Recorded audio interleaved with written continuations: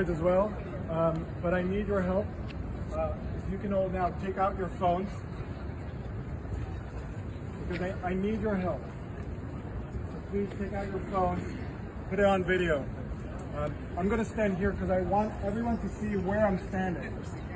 I want everyone to see where we are.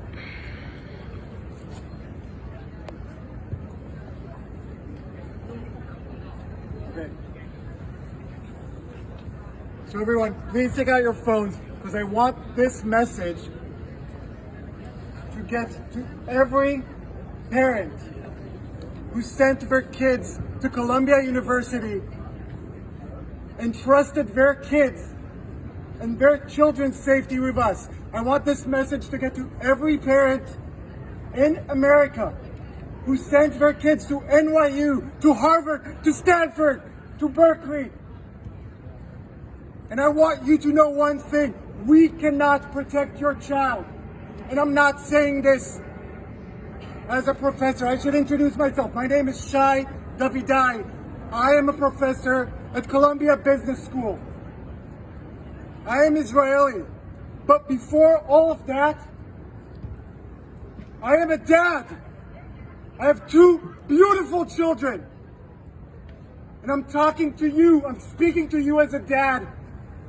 And I want you to know, we cannot protect your children from pro-terror student organizations because the president of Columbia University will not speak out against pro-terror student organizations, because the president of Harvard University, because the president of Stanford, because the president of Berkeley, they will not speak out against pro-terror student organizations.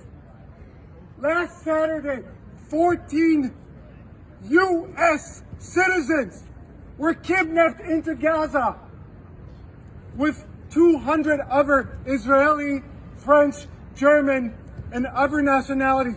14 citizens of the U.S. are right now kidnapped in Gaza. And yet the president of the university is giving her support to pro-terror student organizations. I have an amazing 7-year-old son. Every night before I tuck him to sleep, we read a chapter of Harry Potter. And yet, to the students, to the pro-terror student organizations at Columbia, my 7-year-old son is a legitimate target of resistance just because he's Israeli. I have a 2-year-old daughter, a feisty 2-year-old daughter. She has 2 songs that are her favorite: Baby Shark and Shake It Off by Taylor Swift. And yet, to the pro-terror student organizations on campus here and at Harvard and at NYU and at Stanford and at Berkeley and at Northwestern, my 2-year-old daughter is a legitimate target of resistance. That is what they are selling. You are allowed to murder and kidnap my 2-year-old daughter in the name of resistance. And none of the presidents of universities all around the country are willing to take a stand. This is what cowards do. And I'll name it now. President Minouche Shafik of Columbia University, you are a coward. Because if President Biden can come up and say, no, this is unacceptable, this is inhumane, and if Eric Adams, the mayor of New York City, is able to say, this is not okay, then where are you, President Shafik of Columbia University? We are waiting for you to eradicate all pro-terror student organizations from campus. Last week, we had thousands of students chanting pro-terror songs that are sung right now in Iraq, in Libya, in Yemen, in Afghanistan. They were singing this not in Gaza, not in Afghanistan, here in New York City. And this is the school that you want to send your children to. They were celebrating the rape of teenage girls in a music festival in the name of resistance. They were celebrating this. And the president of the university is allowing these pro-terror student organizations to march on our campuses. They brought a building here of the Center for Jewish Life had to go on lockdown. Not in Gaza, not in Tel Aviv, here in New York City. Because of this cowardice of the presidents of NYU, of Columbia, of Harvard. And I'm telling every parent in the United States, it does not matter if you're Jewish or Christian or Muslim or Hindu or Buddhist or an atheist like myself. Rape is never okay. Right. Not as an act of resistance, not as an act of revenge. Rape is never okay.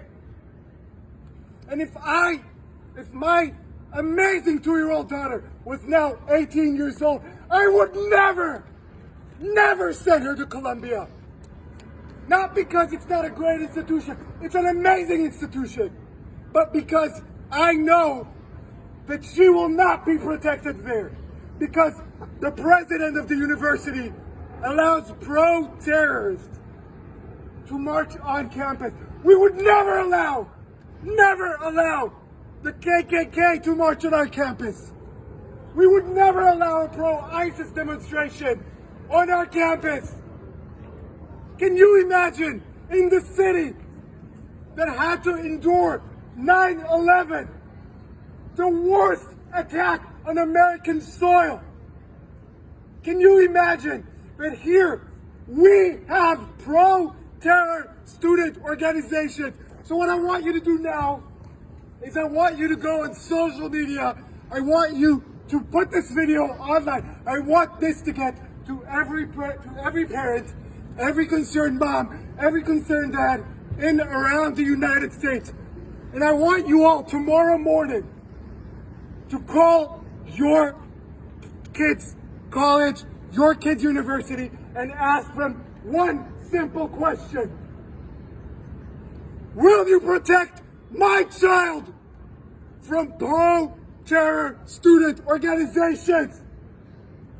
And if your kid is not yet in college, but you are a concerned parent or a concerned grandparent, I want you to call your senator, your representative in Congress, your governor, your mayor, and I want you to ask them, are the colleges in my city, in my state, who are funded by taxpayers' money, are they harboring pro-terror student organizations? Because kidnapping 9-month-old babies is never okay. Rape is never okay.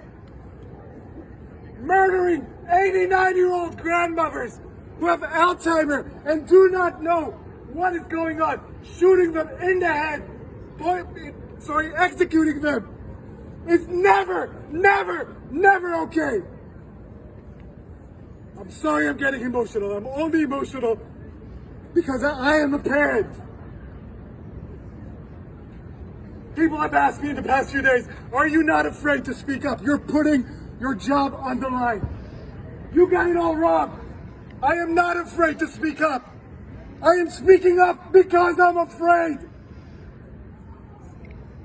I am speaking up because I walked onto my own campus, the place that is employing me and supposed to keep me safe, and I was shivering. I am 40 years old, and I was shivering to come to my own employment.